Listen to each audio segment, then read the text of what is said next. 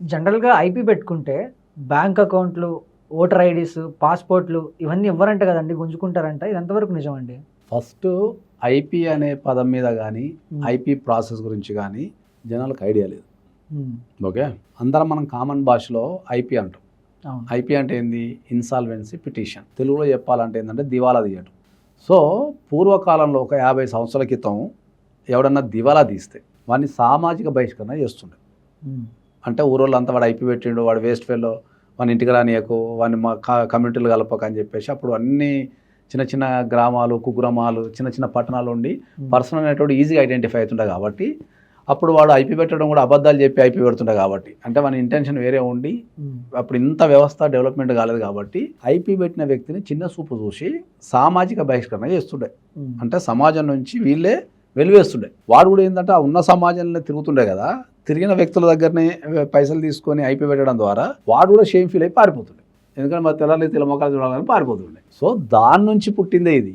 ఏమని అంటే ఐపీ పెడితే ఓటర్ ఐడి కూర్చుకుంటారంట కదా, బ్యాంక్ అకౌంట్ ఓపెన్ కావంట కదా, లేకపోతే పాస్పోర్ట్లు తీసేసుకుంటారంట కదా అనేది దాని నుంచి పుట్టిందే ఇది. ఓకే, భారతదేశంలో చట్టం వేరు, జనాలకు ఉన్న ఒపీనియన్ వేరు చట్టాల మీద భారతదేశంలో. ఎందుకు అంటే ఏంటంటే కొన్ని వందల లక్షల సంఘటనలు చెప్తాను నేను. తాత ఆస్తి మనవనికే వస్తుంది అంటారు. చట్ట ప్రకారము తాత ఆస్తి మనవనికి వచ్చిన సందర్భాలు నేనైతే నా జీవితంలో ఎప్పుడు చూడలేను, రావు. ఎందుకంటే ప్రాపర్టీ ట్రాన్స్ఫర్ అనేది జరగకపోతే కొన్ని కండిషన్స్లో వస్తుంది తప్ప మనలో దాన్ని జనరలైజ్ చేసి ఏం చెప్తారు, తాత ఆస్తి మనకి వస్తుంది అంటారు. భర్త ఆస్తిలో భార్యకు వాటా ఎందుకు లేదంటారు. ఇట్లనే ఐపీ పెడితే ఇవన్నీ గుంజుకుంటారు కదా అంటారు. ఐపీ అనేది మన జీవితంలో ఒక దశ మాత్రమే. మనము జనాల దగ్గర నుంచి, జనరల్గా కామన్ వ్యక్తులు జనాల దగ్గర నుంచి రకరకాల ట్రాన్సాక్షన్స్ చేస్తాం మనం. ఇంతకుముందు మనం చెప్పుకున్నట్టు బిజినెస్ కోసం కావచ్చు, పెళ్లి కోసం కావచ్చు, ఏదో ఒక ట్రై చేస్తాం, తెచ్చుకున్న తర్వాత ఏంటంటే అవి ఫండ్స్ అనేటివి మనం వాడుకున్న తర్వాత అవి కట్టలేని పరిస్థితికి వస్తాం. ఆ కట్టలేని పరిస్థితికి వచ్చినప్పుడు కోర్టుకి వెళ్ళి అయ్యా పలాని పని వలన ఈ పని చేసిన, ఈ పని వల్ల నాకు ఇంత అప్పు అయింది, ఈ అప్పు కడతాను, నా దగ్గర పైసలు లేవు, నన్ను డిక్లేర్ చేయండి, దివాలా తీసిన వ్యక్తి కింద నన్ను డిక్లేర్ చేయండి, నేను కట్టలేను అని చెప్పడం ఐపీ.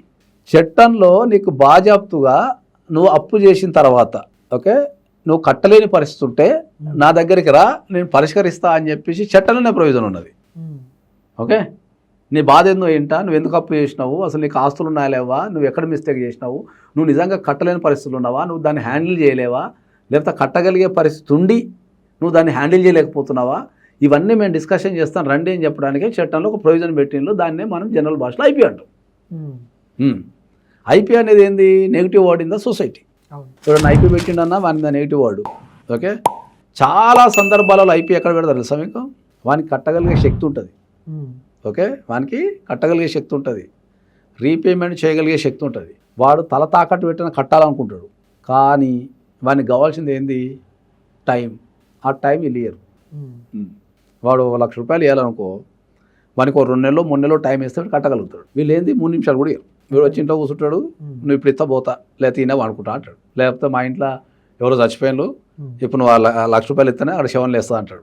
లేదా నువ్వు 1 లక్ష రూపాయలు లేకపోతే నా శవం వేస్తా అంటాడు, నేనే దాగి చచ్చిపోతా అంటాడు.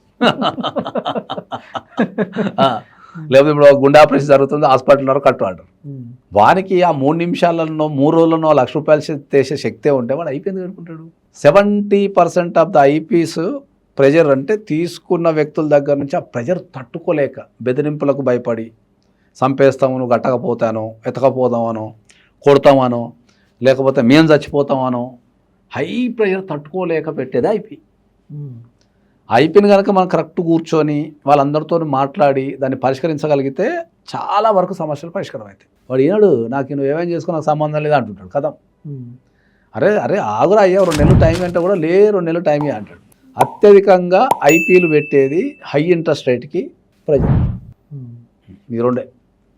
ఆ వ్యక్తి కనుక అంతగానం అప్పు చేయగలిగే శక్తి ఉండి అంతగానం చేయగలిగే శక్తి ఉంటే, అంటే వాడు ఇంటెన్షన్లో పెట్టే ఐపీలు 1-2% ఉంటాయి. అంటే ఇక వానికి ఏం పని ఉండదు, అప్పులు చేసి ఐపీలు పెట్టడం అనేది ఒక పని ఉంటుంది. వాడు 1-2% ఉంటారు వాళ్ళు. వాడు అంటే ఇంటెన్షన్గా.